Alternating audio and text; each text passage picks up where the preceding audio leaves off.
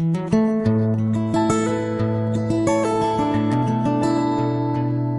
1928, Josemaría Escrivá was a young priest in Madrid.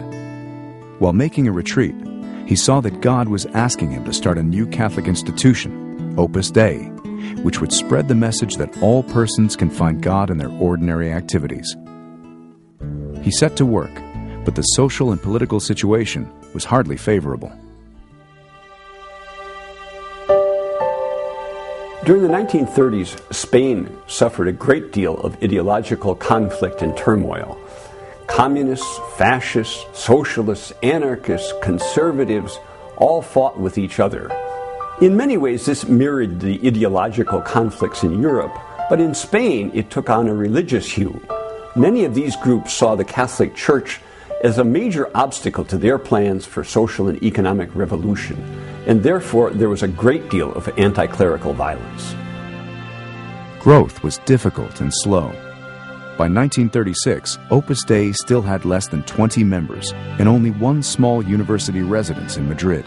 And while Father Josemaría was planning to expand to Valencia and Paris, the situation in Spain became dire.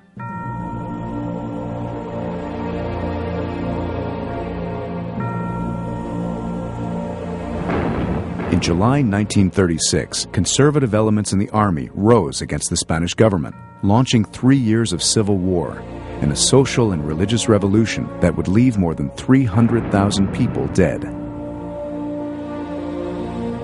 The military coup failed in Madrid and in most other large cities, but revolutionary violence broke out throughout the country. In Madrid, churches were sacked and burned, and a mammoth manhunt for priests and other prominent Catholics began. More than 7,000 priests and nuns would be assassinated.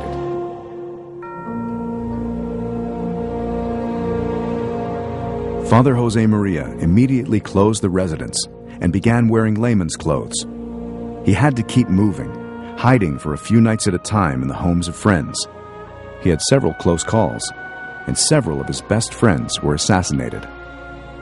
In front of his mother's house, a mob hanged a man they had mistaken for him. He suffered deeply because he could not say Mass or administer the sacraments. In October, Josemaría found refuge in an insane asylum where he feigned madness. He celebrated Mass often in his room, despite the danger of being discovered and denounced by members of the staff. He spent most of his day praying for the Church, the members of Opus Dei, and for all Spaniards on both sides of the conflict.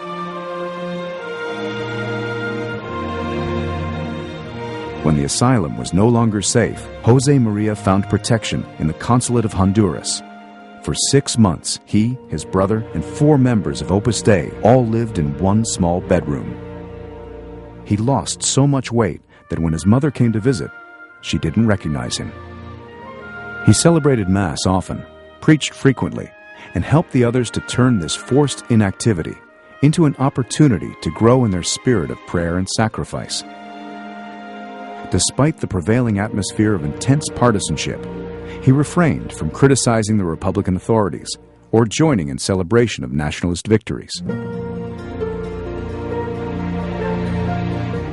More than a year into the war, with no end in sight, unable to preach or say Mass openly or pursue the development of Opus Dei, Father Josemaría made a difficult decision: to try to escape from the Republican zone, cross the Pyrenees Mountains into southern France, and re-enter Spain in the nationalist zone, where he could act publicly as a priest.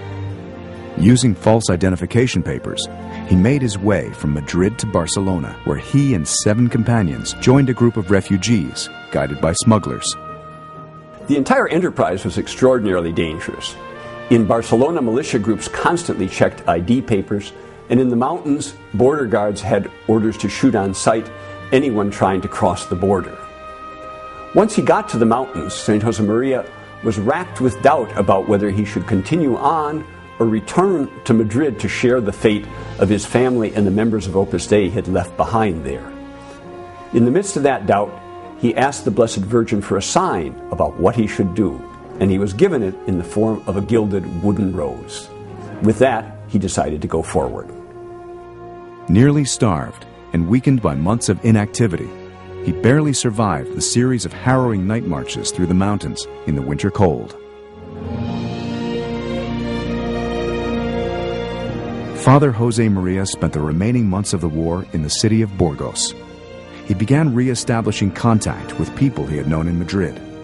He preached frequently, gave spiritual guidance to many people who visited him, and traveled widely to see those who could not come to him.